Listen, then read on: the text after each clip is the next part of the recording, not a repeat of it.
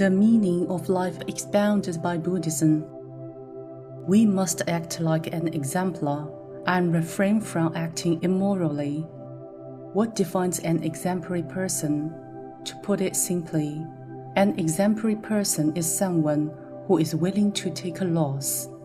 What about someone who is morally debased? The morally debased are constantly thinking about how to take advantage of others. I hope that all disciples can practice self-discipline at all times, asking yourself whether you are an exemplary person or a morally debased person. You must repent and reflect on the things you did wrong in the past.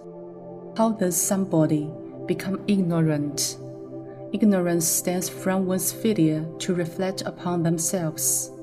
Everyone should practice self-reflection when you return home each day, asking yourself, what have I done wrong today?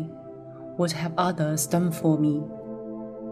These days, everybody brags about how many good deeds they have done and how many people they have helped, but too few reflect upon the mistakes they have made. Bodhisattvas have no attachments to worldly affairs. They pay attention only to their own cultivation. Why is this so? Those who understand themselves are unable to enlighten sentient beings. Having no attachments to worldly affairs means not observing or being aware of other things. Paying attention only to their own cultivation means they are being introspective and focused upon self-enlightenment. You might wonder if focusing only on one's own enlightenment without caring about others is the practice of Theravada Buddhism, but you will be wrong. Those who understand themselves do so with their feelings. In fact, they are enlightening all sentient beings. Human beings are an entity, with each person's body coming from the same primeval soul. Try to bring awareness to your feelings by using your primeval soul, so that what you actually feel is all the sentient beings of this world. If you can sense whether or not you are doing the right thing, you are feeling sentient beings. Hence the notion, to have great compassion is to regard ourselves as being one with all. What is the most honorable thing in life? Please bear this in mind. Even when faced with hypocrisy and injustice, the most honorable thing in life is that you are still able to maintain kindness toward these people. If you discover that the other party is a hypocrite or an unrighteous person, and yet you are still able to extend your warmth to them with a smile, then you are a Bodhisattva. How many of you can do this? Learn to be tolerant of others, as they are yet to start their spiritual practice. They are still just ordinary people. However, you are a practitioner. You know yourself is just a false self. Therefore, do not regard the self as something real. How can we earn respect from others? It is through our cultivation in both our speech and our behavior.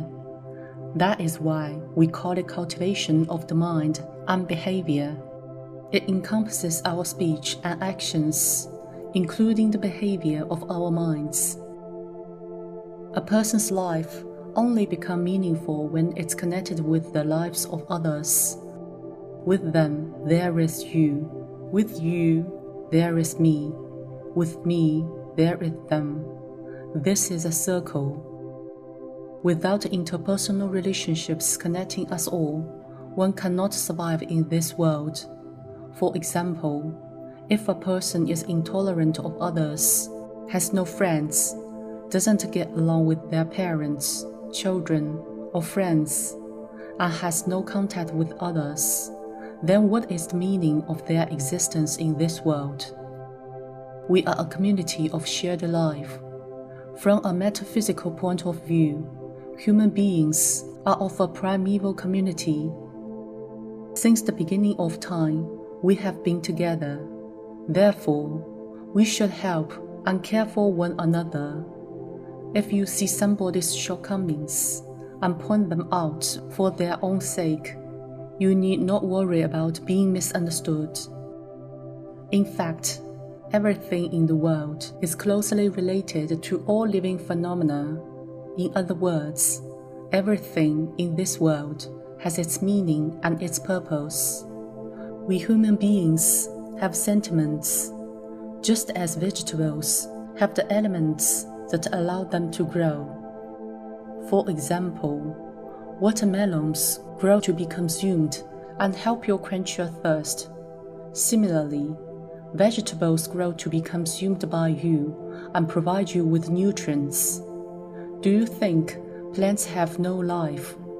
The fact that they are consumed adds meaning to their lives. Therefore, we human beings and everything in this world have meaning and purpose. Take note, do not waste food, as it amounts to the wasting of life and the diminishment of blessings. Many wealthy people are very generous in the act of giving, but frugal when spending money on themselves. This is not stinginess, but rather an act of cherishing one's blessings. They know such blessings are hard to come by. An enlightened person will not be worried in times of hardship. Whatever circumstance they encounter, they act in accordance with karmic conditions, without regard for gains or losses. Their mind remains steady, neither increasing nor decreasing. While conforming with the way, they turn themselves from an ordinary person into a sage. This very mind is Buddha. An enlightened person will not be worried in times of hardship. An enlightened person will not be worried when encountering trials and tribulations. This is because they have realized the truth that suffering in life is inevitable. People come into this world to suffer. They know that suffering is natural and something they ought to endure. As such, there is no cause for worry. They will accept the hardship willingly. On the other hand, those who continue to worry are yet to awaken.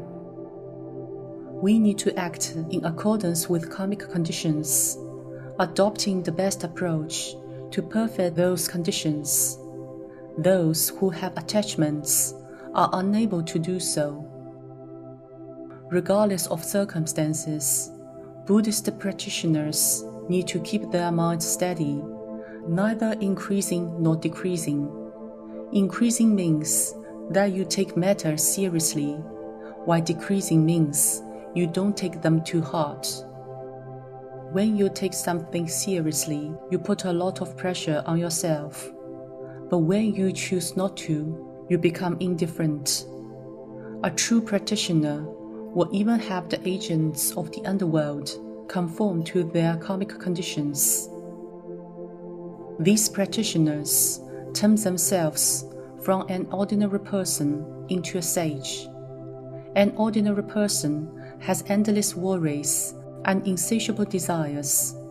We all know that Confucius is a sage, having passed down Chinese culture from generation to generation. The sage's main characteristic is their forgiving nature. In fact, forgiving others is the beginning of cultivating compassion. How can you be compassionate if you are unable to forgive? If you are unforgiving towards someone, you will eventually develop a hatred for them. And when you hate someone, you lose compassion. This very mind is Buddha, and this phrase encompasses a myriad of phenomena. It means that your mind should not be swayed by circumstances. If you possess a Buddha's mind, then you are a Buddha. If you possess a demon's mind, then you are a demon. We respect our faith.